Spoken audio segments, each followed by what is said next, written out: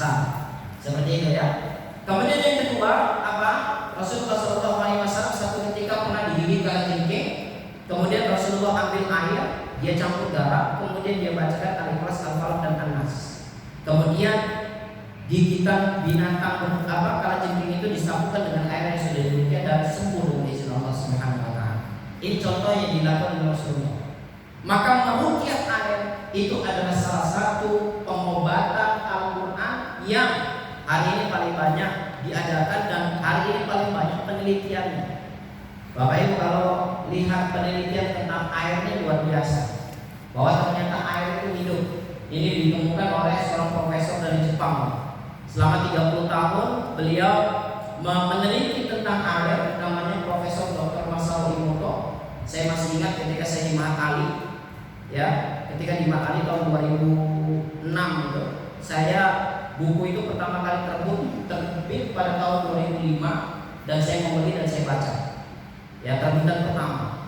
Ya, menceritakan bahwa ternyata air ini hidup dan dia menyimpan pesan dari setiap yang diperdengarkan kepada air tersebut.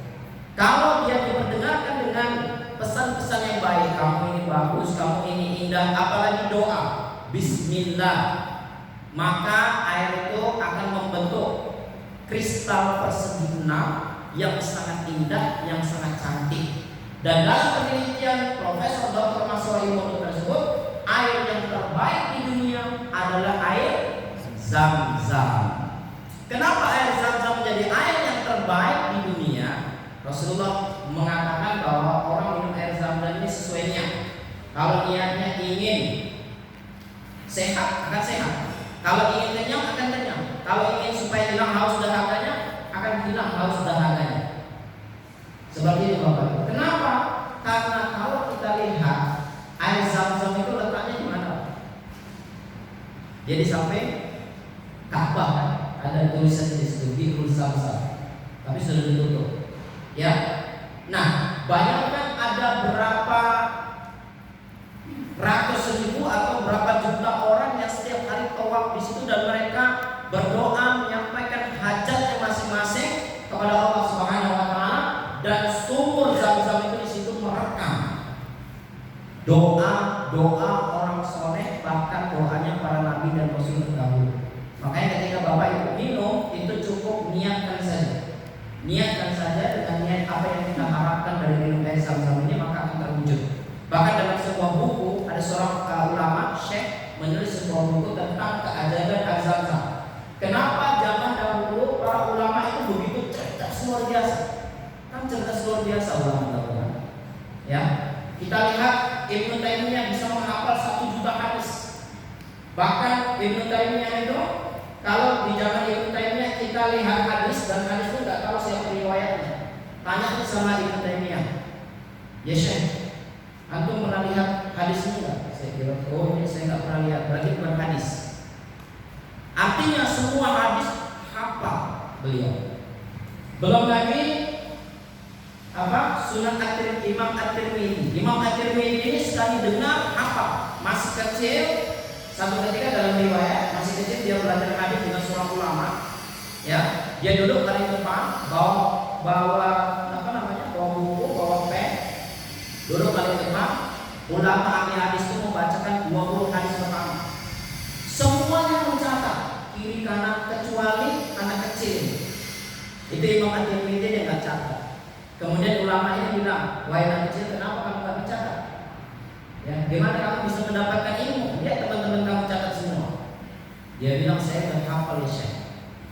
Kamu sudah pernah dengar sebelum ini belum? Baru dengar. Jadi dibacakan 20 hadis, langsung hafal saat itu juga dan tidak pernah lupa. Dites dari hadis pertama, hadis kedua sampai 20 hadis. Gak ada satu kata pun yang terlupa, semuanya hafal sempurna. Ya, takjubkan Syekh, Masya Allah. Kemudian lanjut 40 hadis berikutnya. Ya, setelah dia bacakan 40 hadis berikutnya, ternyata semuanya mencatat kecuali Imam At-Tirmidzi. Ditanya sama Syekh, kamu sudah hafal juga? Ya, sudah hafal semua. Kalau gitu dites. Dites bukan hanya 40 hadis berikutnya. Ya, karena ada orang yang hafalannya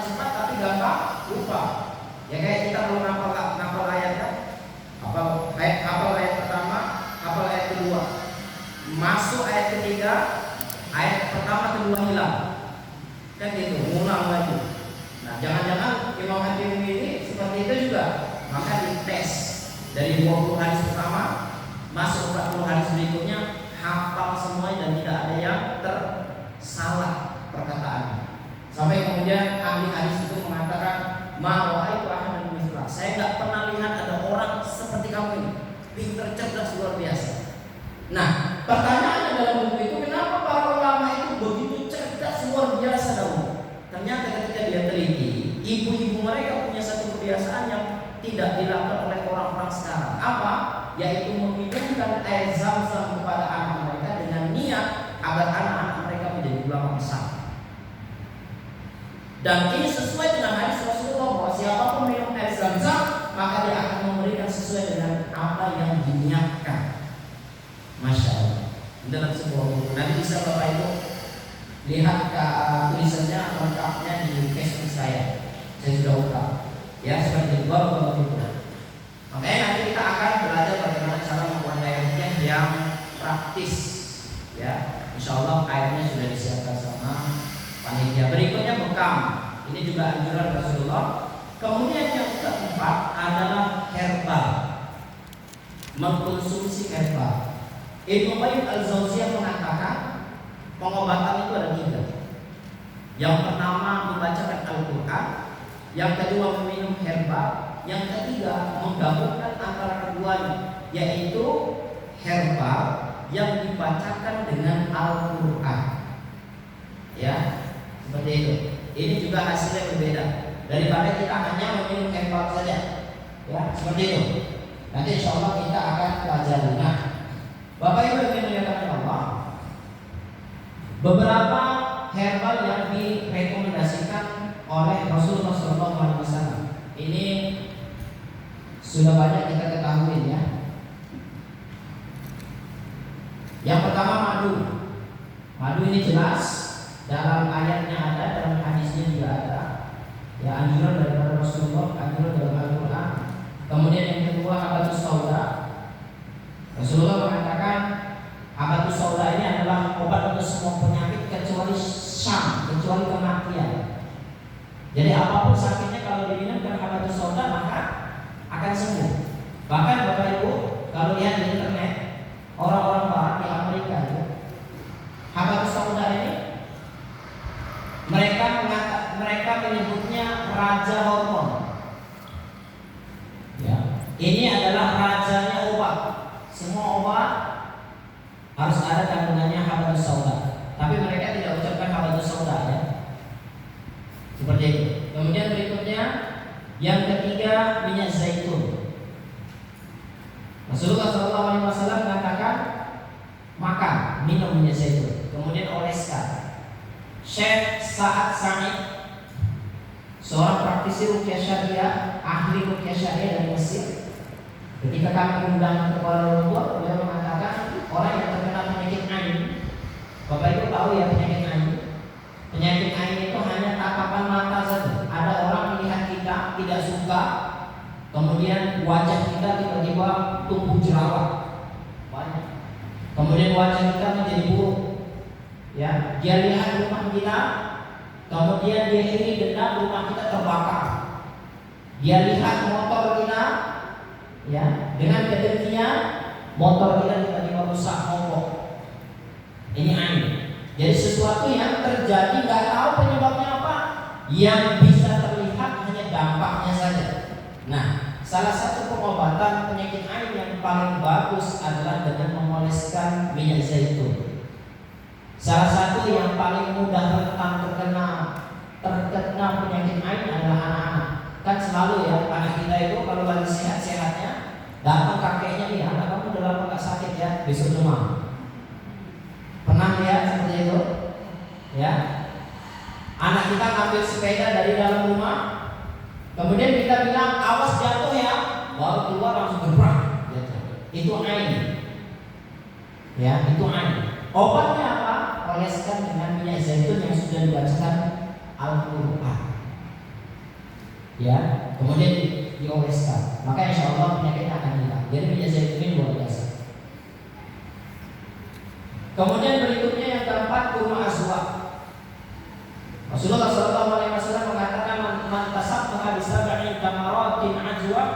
la yadurru dzalikal yaum sirrun wala sihrun. Siapa yang memakan kurma azwa 7 butir di pagi hari, maka saat itu dia tidak akan pernah terkena sihir dan racun.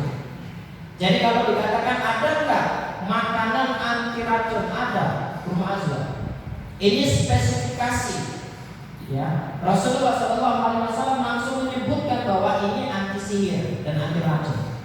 Makanya orang-orang yang terkena penyakit sihir itu sangat disarankan untuk memakan dan konsumsi kurma azwa rutin, ya, khususnya kurma azwa yang nanti sudah dibacakan dengan ayat-ayat Al-Quran seperti itu, ya. Nanti insya Allah akan kita bahas lebih dalam nanti.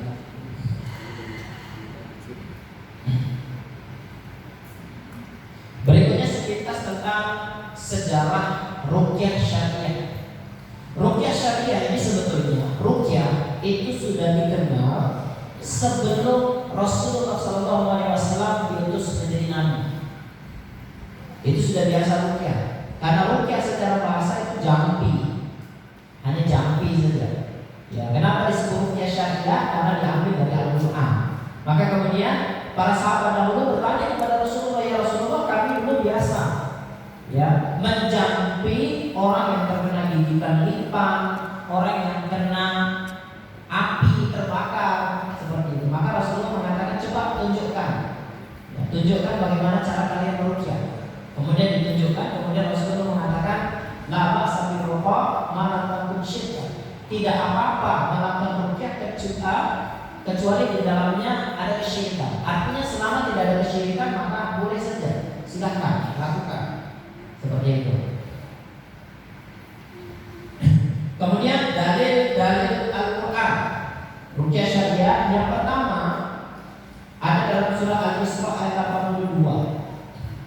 Allah Subhanahu wa taala mengatakan, wa nunazzilu minal Qur'ani ma huwa syifaa'un wa rahmatun lil mu'minin. Dan kami turunkan dari Al-Quran sebagai penyembuh, syifa. Saya pernah jumpa dengan Ustaz Farid Ahmad Mukhbar waktu saya di Bekasi, terus kami diskusi tentang pengobatan Al-Quran. Ketika jumpa dengan beliau, dia nanya, Ustaz Eri, menurut pemahaman antum apa yang dimaksud dengan syifa? Pada saat itu saya bilang syifa itu penawar, bukan. Yang dimaksud syifa di situ adalah penyembuh. Kalau obat atau penawar itu bisa sembuh, bisa tidak. Ini bedanya. Tapi kalau penyembuh, maka apapun sakitnya pasti akan sembuh. Ini merupakan jaminan dari Allah Subhanahu wa taala. Contoh Bapak Ibu, Ibu sakit kepala minum Panadol, minum Bodrek, ya, bisa sembuh bisa tidak. Tapi ketika kita sakit kepala dibacakan Al-Quran, maka jaminan dari Allah Subhanahu wa taala sakitnya akan sembuh. Tinggal nanti bagaimana keyakinan kita. Saya jadi teringat ketika saya ngisi di Kelantan. Ya, ada yang tahu Kelantan, Malaysia? Ya, Kelantan Malaysia ada seorang bapak usia 60 tahun yang selama 30 tahun selalu sakit kepala. Kemana-mana selalu bawa Panadol. Kalau di Malaysia itu mereka kenalnya Panadol, nggak kenal Bodrek. Ya, kemana-mana bawa Panadol. Kalau sakit kepala minum Panadol, sakit kepala minum Panadol. Kemudian dia ikut training saya. Kemudian dia memahami konsep terapi Al-Quran, ruqyah syariah, yang kemudian dia praktekkan untuk sakit kepala. Kalau dia sakit kepala, dia sentuh kepalanya, kemudian dia putar seperti putaran doa seperti ini, sambil membacakan surah Al-Fatihah dan penyakitnya hilang. Ya, sejak saat itu dia tidak lagi meminum obat dan tidak pernah lagi sakit kepala. Cukup hanya dibacakan ayat Al-Quran. Masya Allah.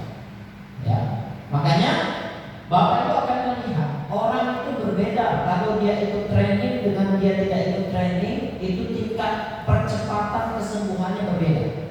Orang yang tidak pernah ikut training kalau di ruqyah itu lama sembuhnya. Kenapa? Karena tingkat keyakinannya itu kecil. Tapi orang yang kalau dia sudah di ruqyah, ya, kemudian dia ikut training ruqyah syariah, kemudian dia di ruqyah, maka biasanya kesembuhannya lebih cepat. Kenapa? Karena keyakinannya sudah mantap. Berikutnya dalam surat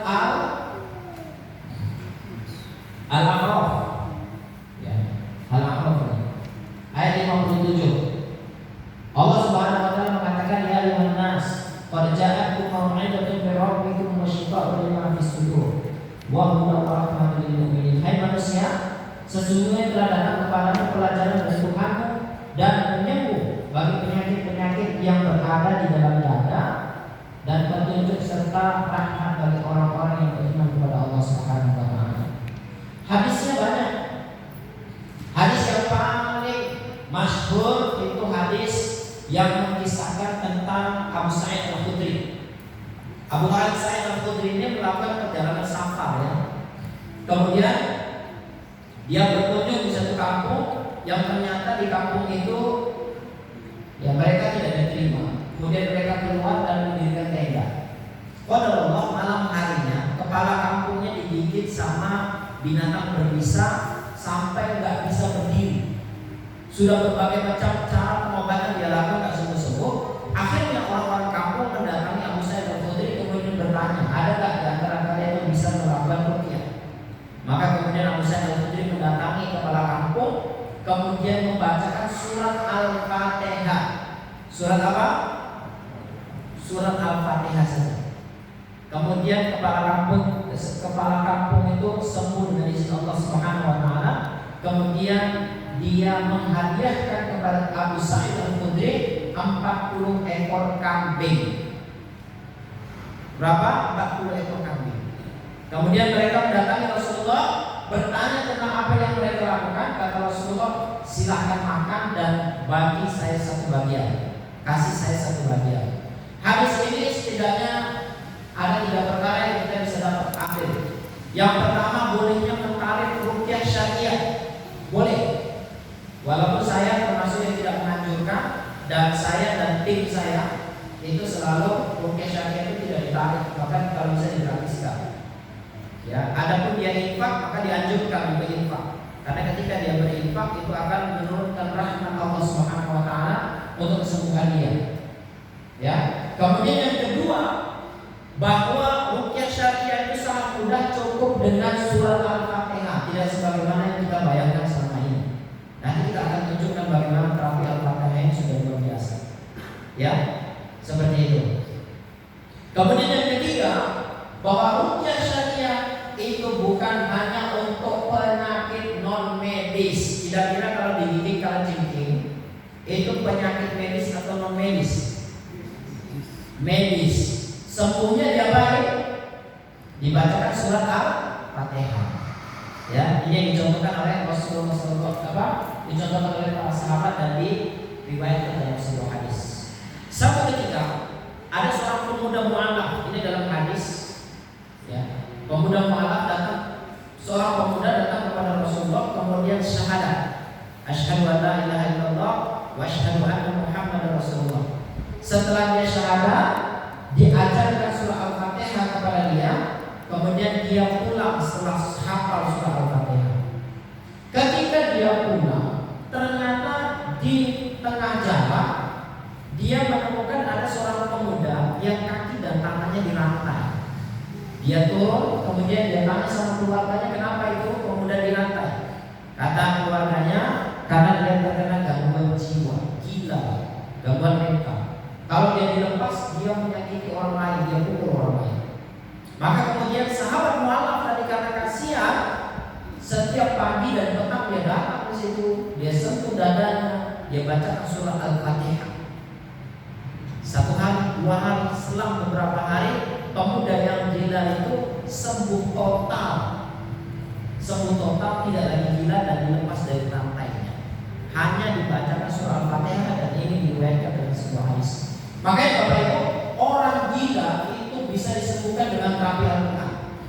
Ya, kita alhamdulillah beberapa teman itu sudah mendirikan, salah satu contohnya di di Riau.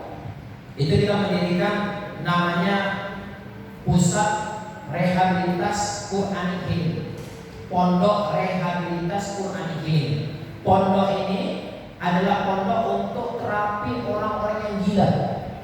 Dan menurut mudirnya di situ 2-3 bulan orang gila ditaruh di situ, kemudian diterapi dengan Al-Quran di ruqyah, itu biasanya tingkat kesembuhannya sampai 80-90%. Ini menunjukkan orang gila itu bisa diterapi dengan Al-Quran dan bisa sembuh dari Allah Subhanahu wa taala. Ya, ini pondoknya ada di Riau. Tapi ya ini khusus untuk orang gila. Jadi kalau bapak ibu daftar di sana dijamin nggak diterima, karena syarat utamanya harus gila, kan gitu. Tapi jangan gara-gara ini kemudian, oh sudah ini mau datang suruh kita kumpuli orang gila semua disuruh untuk diruqyah, nggak bisa juga. Dia ada tahapan. Untuk orang gila ini dia ada tahapan khusus yang harus dilakukan kepada dia, sehingga nanti insya Allah dia bisa sembuh dari Allah Subhanahu wa Ta'ala. Kemudian berikutnya Ibnu Mas'ud itu pernah didatangkan seorang pemuda yang kerasukan. Ketika dia kerasukan, sama Ibnu Mas'ud dipegang dadanya, dibacakan satu ayat. Afahasibatum annama khalaqnakum 'abatha wa annakum ilaina la turja'un. Jinnya langsung keluar, langsung lari. Ini hebatnya sahabat dahulu kan, satu ayat aja udah lari. Ya. Kemudian sahabat yang lain itu bertanya kepada Rasulullah tentang apa yang dilakukan oleh Ibnu Mas'ud. Apa komentar Rasulullah? Seandainya Al-Quran diturunkan di atas gunung, gunung pun akan hancur, ya, apalagi dibacakan kepada orang yang sakit. Maka kemudian para ulama berkomentar tentang hadis ini. Sekiranya Al-Quran diturunkan di atas gunung pun gunung akan hancur, apalagi Al-Quran dibacakan kepada sel penyakit. Dan ini dikuatkan seorang ulama. Ya, kemarin ada seorang ulama itu diwawancarai tentang virus corona. Gimana menurut virus corona? Dia bilang kalau Al-Quran diturunkan di atas gunung, gunung aja akan hancur, apalagi Al-Quran dibacakan kepada sel virus corona. Maka keyakinan kita sebagai orang beriman harusnya tidak ada satu penyakit pun yang ketika dibacakan Al-Quran dia tidak hilang. Dan ini sesuai dengan penelitian hari ini, Pak. Penelitian medis hari ini, Masya Allah. Bapak Ibu nanti sesekali pergi ke Bandung. Di Bandung itu ada seorang dokter, namanya Dr. Abu Mufida. Beliau adalah dosen kedokteran di Makassar. Beliau menulis judulnya terapi tilawah. Terapi tilawah. Di situ diungkap semua penelitian kedokteran hari ini, bahwa ketika manusia itu mendengarkan ayat-ayat Al-Quran dalam satu hari minimal 3 jam, maka tidak akan ada satu sel penyakit pun yang mampu bertahan hidup dalam tubuhnya. Makanya kemudian mereka menemukan orang yang sakit kanker, kalau membacakan Al-Quran, diperdengarkan ayat-ayat Al-Quran, sel kankernya itu pecah, meletup. Itu. Makanya kemudian beliau mengatakan lebih 300 orang ya penderita penyakit kanker yang dia sudah tangani sembuhnya hanya baca Al-Quran. Ya, didiagnosa sakitnya apa? Kanker, disuruh baca Al-Quran, setiap hari ada dosisnya. Biasanya dosis yang dia buat setiap 1 jam 10 menit. Jam 8 baca 10 menit, jam 9 baca 10 menit, jam 10 baca 10 menit. Itu dosisnya setiap hari. Maka penyakit kankernya hilang. Lebih dari 300 orang yang sembuh hanya dengan tilawah saja. Kemudian mereka juga menemukan bahwa ketika kita tidur, ya biasanya kalau kita tidur kan kita matikan itu MP3 ayat-ayat Al-Quran. Padahal ketika kita tidur, itulah terapi terbaik dalam penelitian kedokteran medis ibarat. Ya, ketika kita tidur, memang kita tidur, tapi sebetulnya fisik kita ini tidak tidur. Telinga kita tetap mendengar, jantung kita tetap berdetak. 2 alat fisik dalam tubuh kita yang terus bekerja, telinga mendengar sama jantung yang berdetak. Bapak tidur jantung yang detak kan? Kalau nggak detak mati, tetap kerja. Dan ini mendengar. Jadi terapi yang terbaik adalah ketika tidur. Makanya kalau ada keluarga yang depresi karena terlalu banyak uang, sudah 6 bulan kena lockdown, ya terapinya apa? Suruh dia mendengarkan ayat Al-Quran, Masya Allah. Ya, maka nanti penyakitnya akan hilang dengan izin Allah Subhanahu wa Ta'ala. Saya banyak sekali berjumpa dengan para pakar-pakar kedokteran di Malaysia. Ya, saya ceritakan sedikit ya. Di Kinabalu ini Malaysia di Kalimantan. Ada seorang rektor dari Amerika, seorang profesor juga, ahli ahli pengobatan, dokter, yang dia sakit mata sudah berbagai macam pengobatan dilakukan nggak sembuh-sembuh. Sama Profesor Dr. Syafi'i ini dikasih habatus sauda yang kemudian sudah dibacakan ayat Al-Quran. Habatus sauda, ya. Habatus sauda dicampur dengan minyak zaitun kemudian dibacakan Al-Quran. Ya. Kemudian diteteskan di matanya, qadarullah sembuh.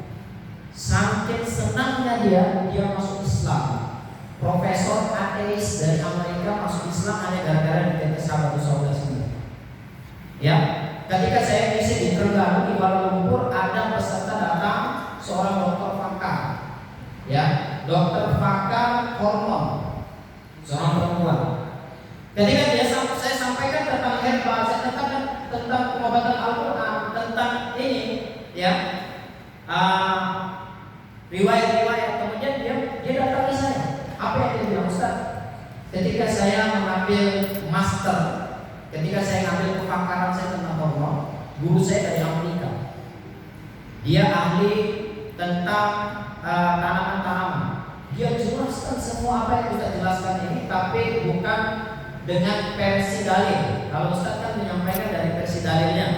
Kalau dia menyampaikan dari sisi ilmiah, kajian yang mereka lakukan selama berpuluh-puluh tahun di barat, dengan bangganya mereka menyampaikan.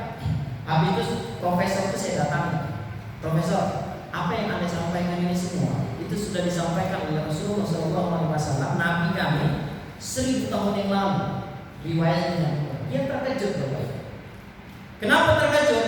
Kami menemukan ini baru saja dan proses penelitiannya sudah dilakukan selama berpuluh-puluh tahun, baru ditemukan. Ya, bagaimana bisa Rasulullah SAW, Nabi kamu itu lebih tahu? Ya, bahkan sebelum adanya teknologi penelitian, ya, seperti itu. Saya berharap pada saat itu dia sudah mulai tertarik dengan Islam. Itu ateis juga di Amerika, ya. Makanya Bapak Ibu yang dimuliakan oleh Allah Subhanahu Wa Taala, kemudian ketika saya ngisi di Kuala Lumpur, ada seorang mahasiswa kedokteran, dia mengambil S3-nya, doktor PhD dalam bidang pengaruh bacaan Al-Quran kepada penyakit kanker khususnya. Dia datang ke seluruh Malaysia untuk bertemu dengan para ahli-ahli praktisi ruqyah syariah yang kemudian menangani orang-orang yang penyakit sakit kanker. Ya, kemudian darahnya diambil sampelnya, kemudian dibawa ke makmal, peneliti, kemudian dia telitikan dan dia menemukan bahwa ternyata ada perubahan ketika Al-Quran dibacakan kepada orang-orang yang penyakit kanker, ya, penyakit kanker. Itu ada perubahan, terpecah. Ya, kemudian saya juga punya pasien seorang dokter ahli fisika, ahli sinyal. Dia dosen di UITM, Universitas di Kuala Lumpur, di Shah Alam, Selangor. Ya, dia punya mahasiswa yang sedang ambil S2, master tentang sinyal. Maka kemudian dikasihnya PR, kalian cari apa yang terjadi ketika orang sakit dibacakan Al-Quran. Maka hasil riset penelitian mereka, ternyata ketika Al-Quran dibacakan ada signal, ya, positif yang menghantarkan energi positif kepada sel penyakit seseorang yang sakit tersebut. Itu mereka temukan secara kajian ilmiah, Masya Allah. Ya, luar biasa. Dan ini meyakinkan kepada kita bahwa apa yang dilakukan oleh para sahabat dahulu. Ya, dan inilah yang harus kita yakini bahwa tidak ada satu penyakit pun yang ketika dibacakan Al-Quran tidak sembuh. Namun Bapak Ibu yang dimuliakan oleh Allah, kita lanjut berikutnya. Pertanyaan berikutnya, namun kenapa ada orang yang ketika dibacakan ayat Al-Quran sembuh dengan cepat, ada orang yang ketika dibacakan Al-Quran lama sembuh? Bapak Ibu pernah lihat ya? Ada orang yang selama bertahun-tahun diruqyah sembuh juga. Saya juga banyak menemukan ada orang yang 1-2 kali diruqyah saja sudah sembuh dengan izin Allah Subhanahu Wa Taala. Apa yang membedakan? Padahal Allah Subhanahu Wa Taala berjanji wa nunazzilu minal Qur'ani ma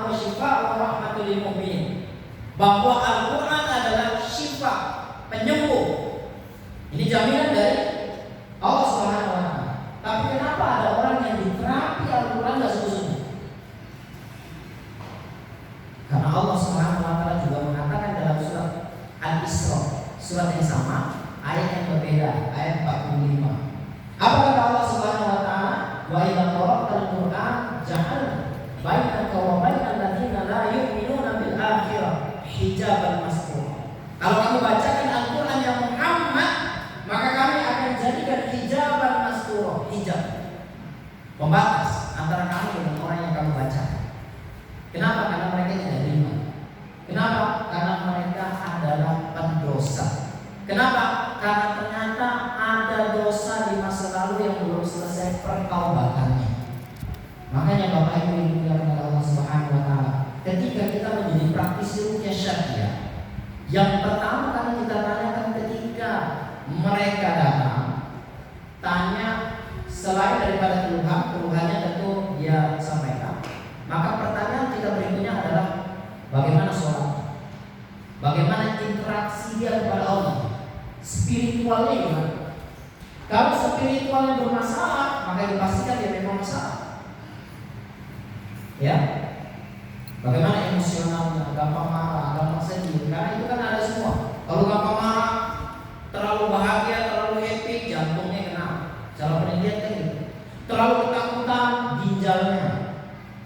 Ya, terlalu sedih, livernya. Kan gitu. Ada penelitiannya semua. Ya, emosional. Jadi tanya seperti itu, Bapak Ibu yang dimuliakan oleh Allah Subhanahu wa taala. Jadi, apa yang membedakan? Nah itu tadi. Ya, bahwa Allah Subhanahu wa taala menjamin bahwa Al-Qur'an adalah penyembuh, tapi Allah juga mengatakan bahwa ada orang-orang yang tidak bisa disembuhkan. Kenapa? Mungkin karena dosa di masa lalu. Makanya ya Rasulullah SAW mengatakan orang yang sakit itu karena dua perkara. Yang pertama bisa jadi ujian. Kita sakit, tidak sembuh-sembuh, bisa jadi hanya ujian. Ujian itu untuk siapa? Ujian itu untuk orang yang beriman.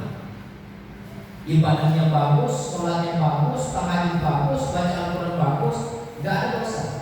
Tapi Allah uji. Contohnya siapa? Nabi Ayub diuji 20 tahun sakit, padahal Nabi Ayub nggak punya dosa. Ya, walaupun dalam riwayatnya ternyata yang buat penyakitnya adalah iblis. Ketika iblis menyerah, ya kemudian Nabi Ayub dibisiki oleh malaikat Jibril. Nabi Ayub, iblis sudah nyerah. Yang buat penyakit dalam tubuh kamu ini dia.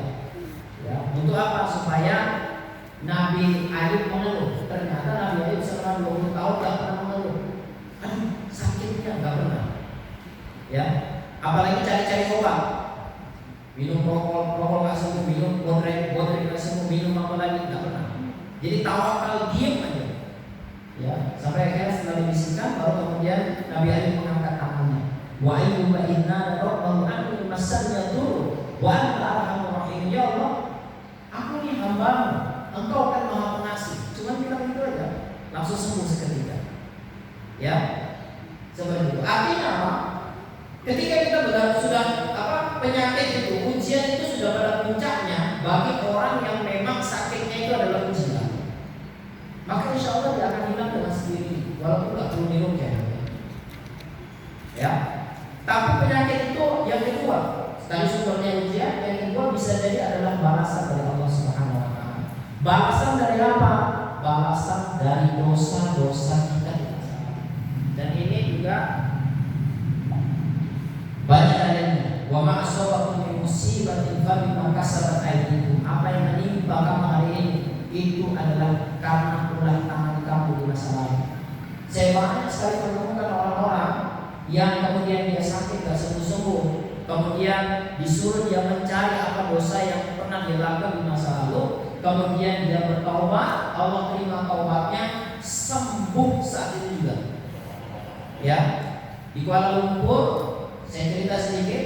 Di Kuala Lumpur itu ada seorang ibu, ya dia pakai cadar, pakai kuda, yang disihir selama 20 tahun di sini. Setiap hari kerasukan lebih dari 20 kali. Baru ketemu saya tanya ibu namanya siapa, langsung kerasukan. Jinnya langsung bicara dengan saya. Habis itu saya tepuk-tepuk, saya sadarkan ibu ikut training saya selama 2 hari ya. Kemudian dia ikut training saya selama 2 hari di Kuala Lumpur. Setelah dia ikut training saya 2 hari di Kuala Lumpur, ya, kemudian dia memahami konsep yang saya sampaikan bahwa orang yang sakit itu hanya karena 2. bisa jadi ujian berarti dia nggak punya dosa. Berarti kalau dia nggak punya dosa tinggal bersabar saja, karena ujian itu akan menghapuskan dosa dan mengangkat derajatnya. Semakin diuji, semakin dikasih sakit, maka semakin tinggi derajatnya. Sabar, ya sabar, ya sampai kepada derajat maksimal, nanti Allah akan hilangkan rasa sakit tersebut. Ya, atau yang kedua tadi ya, apa? Karena dosa.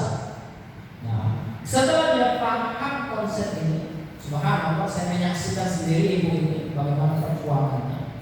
Ikut training, ya saat itu ada 100 orang, dia duduk paling pojok sebelah kanan. Saya baru salam, assalamualaikum, sudah kerasukan. Nanti sadar 5 menit kerasukan, sabar 5 menit kerasukan. Dan itu dia rasakan selama 20 tahun. Bayangkan. Kemudian dia hari kedua, setelah saya tutup, dia datang ke saya. Apa itu yang Ustaz? Saya 20 tahun sakit, saya sakit.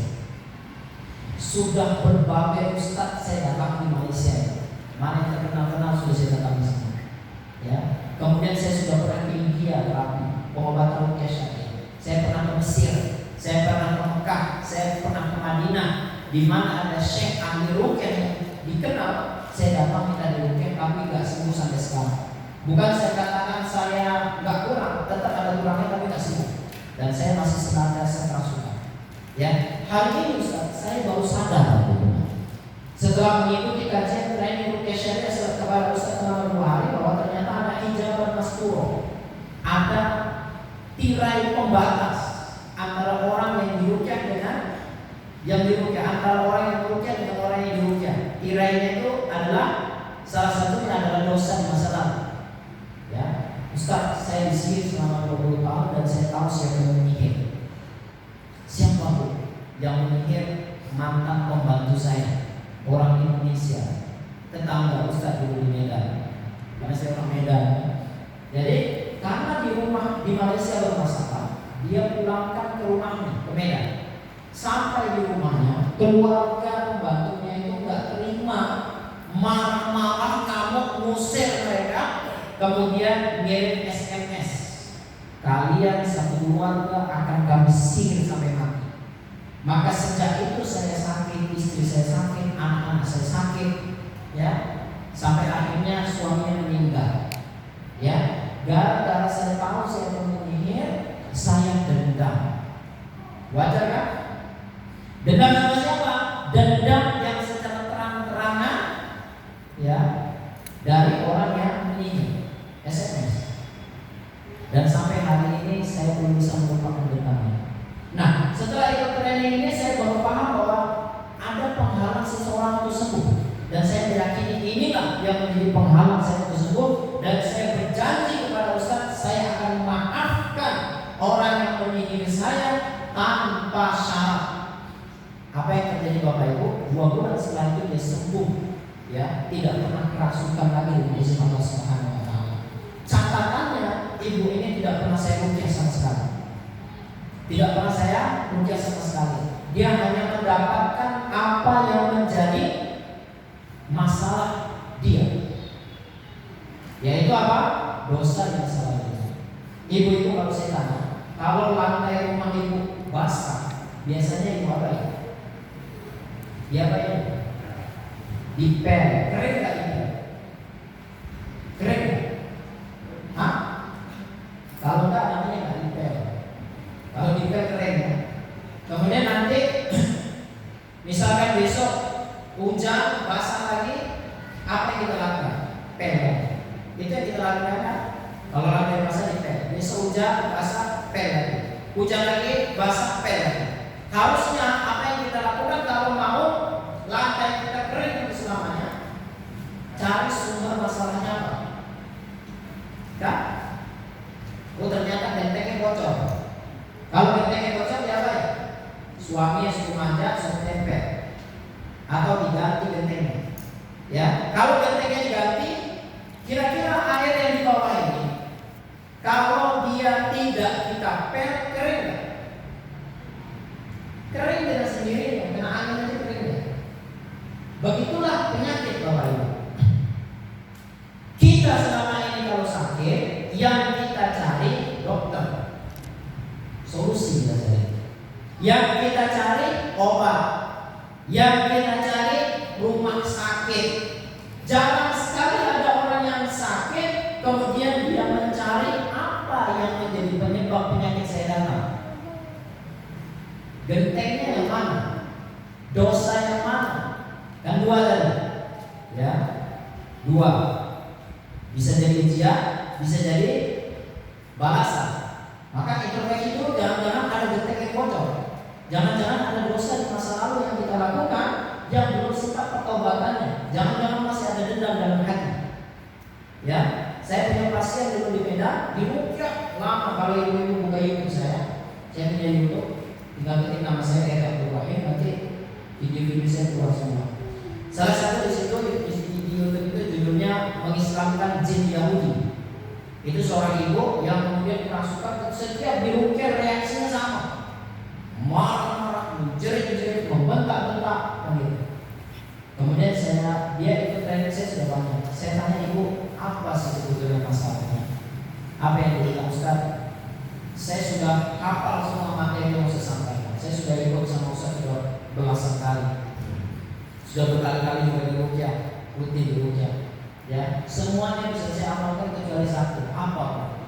Saya dendam sama suami dan saya nggak bisa memaafkan. Suaminya ada di situ. Ya, dendam sama suami. Jadi hati-hati istri-istrinya yang sakit, Pak, bisa jadi dia dendam sama aku. Sehingga ketika dirukyah dia langsung sembuh. Ya, tapi jangan dituduh itu kamu karena nggak memaafkan saya kan? Enggak, tapi harus dicari. Jadi bisa saling memaafkan. Dan ini paling ini kenapa? Karena ini hati. Siapa sih yang nggak punya masalah? Siapa yang nggak pernah bersinggungan dengan sosial? Kadang kita marah kemudian dendam. Dan ini bisa menjadi penyebab tidak sembuhnya penyakit kita. Maka maafkan. Makanya salah satu ketika diterapi Al-Quran, maafkan dulu, kemudian taubat, kemudian baru bacakan ayat-ayat Al-Quran doa seperti itu. Saya kisahkan satu lagi ya. Di Bogor ada seorang trainer namanya Jamil Azmi. Mungkin sebagian mungkin kenal. Ini guru saya. Ya, dia trainer sukses mulia. Saya beberapa kali ikut training beliau. Pak Jamil Azmi punya istrinya sakit. Dibawa ke rumah sakit, diobati ke sembuh-sembuh, bahkan penyakitnya nggak ditemukan apa. Tubuhnya rasa panas, sampai kemudian di ruang ICU itu udah nggak pakai apa-apa, hanya ditutup selembar kain. Kemudian seluruh tubuhnya itu ditempel kabel ya, untuk disambungkan ke monitor, ngecek sakitnya apa, tapi nggak ditemukan selama berbulan-bulan. Sampai akhirnya dokter memanggil Pak Jamil Azmi. Kata dokter, Pak Jamil, kita sudah berusaha, tapi sampai sekarang penyakitnya belum ditemukan. Maka hasil musyawarah dokter di sini mengatakan obatnya harus diganti. Kata Pak Jamil, dokter, saya tahu setiap pagi Pak dokter suruh saya ke farmasi, ke apotek untuk beli obat, dan obat itu selalu ganti, nggak pernah nanya. Tapi kenapa kali ini nanya? Kata dokter, kali ini mahal Pak Jamil. Berapa dokter? Sekali suntik 14 juta. Sekali suntik. Satu hari berapa kali dokter? Satu hari 3 kali suntik. Berarti satu hari 46 juta. Iya, 46 ya, 46 juta ya. 14 kali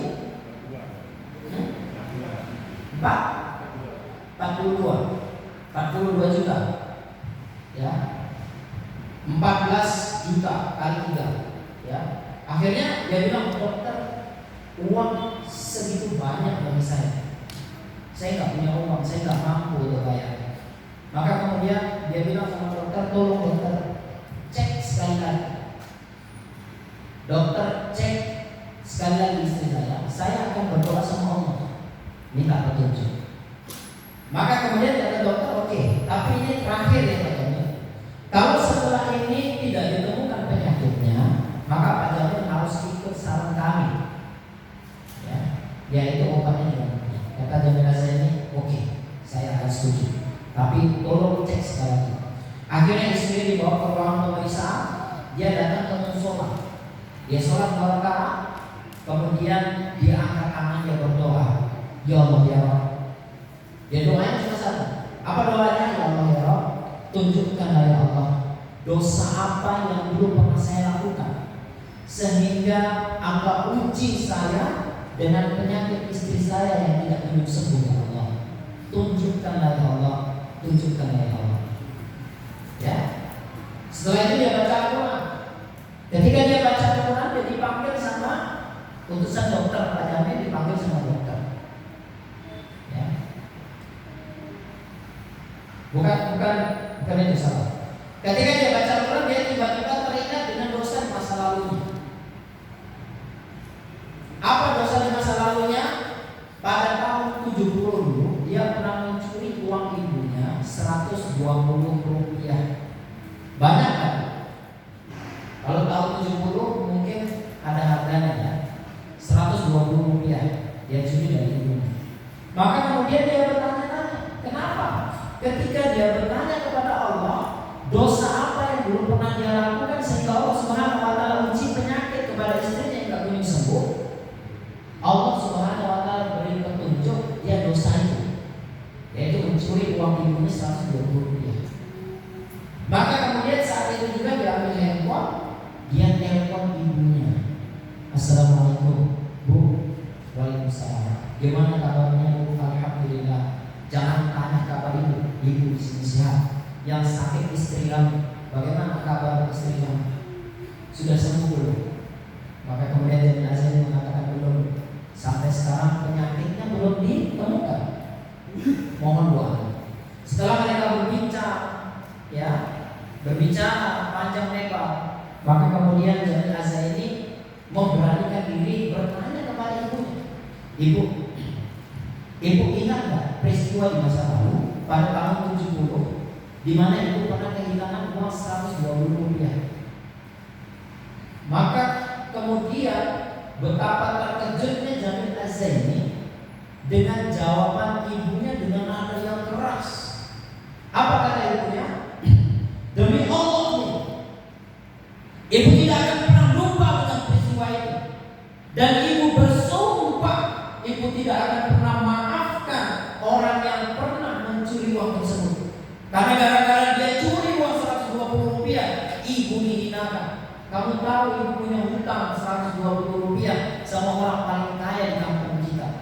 Sorenya mau saya ibu bayar, uang sudah disiapkan di bawah bantal, ternyata hilang. Ibu terpaksa datang ke sana dengan muka malu mengatakan belum bisa bayar hutang, dan ibu dicaci maki. Bapakmu guru ngaji itu dibawa-bawa dan Nabi Muhammad diperoleh.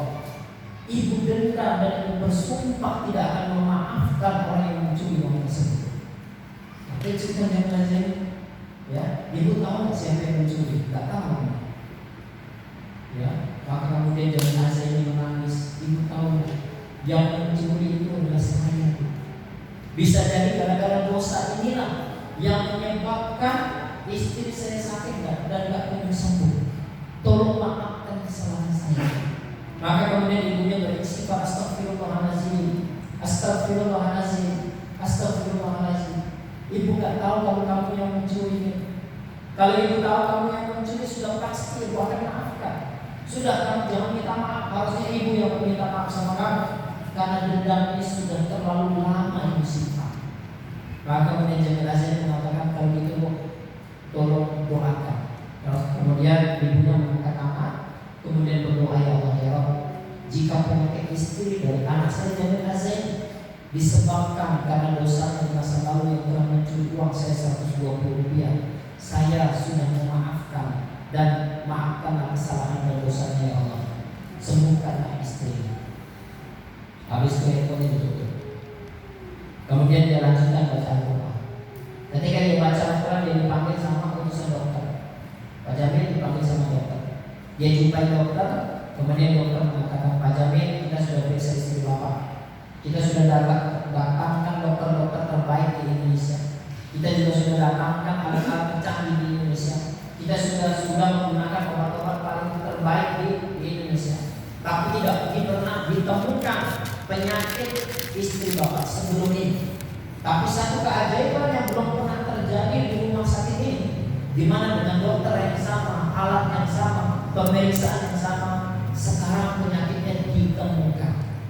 Kami mohon izin untuk dioperasi Bapak Ibu yang dimuliakan oleh Allah, kisah ini terjadi pada tahun 2006. Dan kisah ini sangat menginspirasi saya bahwa adanya hubungan antara penyakit dengan dosa di masa lalu. Maka kalau hari ini belum sembuh, introspeksi diri. Bisa jadi penyakit ini bukan ujian, ya, karena keimanan kita. Bisa jadi penyakit kali ini adalah karena dosa kita di masa lalu. Maka cari terus. Kalau kita sudah dapatkan satu, dapatkan lagi yang kedua, dapatkan lagi yang ketiga. Karena tidak mungkin ada orang yang hidup di muka bumi ini kecuali dia melakukan dosa. Dan kadang-kadang dosa itu belum selesai pertobatannya kepada Allah Subhanahu wa taala. Saya kisahkan satu kisah terakhir. Ya, sebelum nanti kita masuk kepada rukyah mandiri.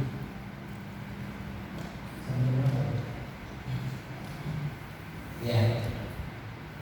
Jadi biasanya saya isi training mulainya jam 8, selesainya jam 5. Habis itu besok jam 8 lagi, selesainya jam 5. Baru materi selesai sekitar 90%. Tapi karena ini hanya jam 9 sampai jam 11, ya baru dapat saya sampaikan ini sekitar 30-40% daripada materi. Ya mudah-mudahan nanti bisa rutin di sini insyaallah. Dan mudah-mudahan bisa lebih panjang sehingga antum bisa lebih memahami kaidah rukyah syariah yang sebetulnya intinya itu bukan antum dirukyah. Kalau antum hanya minta dirukyah saja, ya itu sama seperti ngepel lantai. Ya, datang ke perukyah sini dirukyah beberapa kali nggak sembuh, atau sembuh kemudian pulang ke rumah sakit lagi. Ya, itu seperti ngepel lantai. Kenapa? Karena dia tidak cari kebocoran, hanya mencari pel baru. Sama ustaznya tidak sembuh, cari ustaz sana coba rukyah dari sana. Itu seperti ganti pelnya. Di pel, kering, sembuh sebentar, bisa sakit lagi. Maka kalau mau sembuh sebetulnya, ya secara permanen, maka harus dicari bocornya. Seperti itu. Ya, ini konsepnya seperti itu. Bapak Ibu yang dimuliakan Allah, kisah yang terakhir tentang seorang ustaz di Jawa Timur yang sakit lumpuh selama 16 tahun. Berapa lama? 16 tahun lumpuh. Sudah berbagai macam pengobatan dilakukan, dokter sudah, rumah sakit sudah, terapis sudah, dirukyah juga sudah, tapi nggak sembuh-sembuh. Sampai akhirnya dia baca sebuah kitab buku yang ditulis dari Ibnu Qayyim Az-Jauziyah, judulnya Ada wa Adawa. Ya? Buku Ada wa Adawa. Dia baca buku itu, kemudian salah satu bab di buku itu mengatakan bahwa ada dampak atau akibat seseorang ketika dia melakukan dosa. Salah satunya adalah dia akan dikasih penyakit dan penyakit itu susah untuk disembuhkan. Maka kemudian dia introspeksi diri, jangan-jangan sakit saya selama 16 tahun ini karena dosa saya di masa lalu. Maka kemudian dia ambil buku, dia tulis dosa dia yang pernah dia lakukan, kemudian dia tobat. Ya, kemudian cari lagi dosa dia tobat, cari lagi dosa dia tobat. Apa yang terjadi Bapak Ibu yang dimuliakan Allah? Setelah dia rutin mencari dosa-dosa dia di masa lalu kemudian bertobat, ustaz ini sembuh total dari lumpuhnya. Dan sekarang dia sudah menjadi trainer rukyah syariah. Kalau Bapak Ibu ikut training dia, ya kalau berobat sama dia, maka dia akan kasih kertas kosong, tulis dosa-dosa. Ya, kita tulis setengah jam dosa-dosa kita. Habis itu jumpa sama dia, terapinya cuma 5 menit, taubat. Tapi pulang sembuh Bapak. Masya Allah. Ya, ini Ustaz itu semua akhirnya dari penyakit lumpuhnya bukan karena terapi rukyah syariahnya, bukan karena dokter, bukan karena ahli pengobatannya,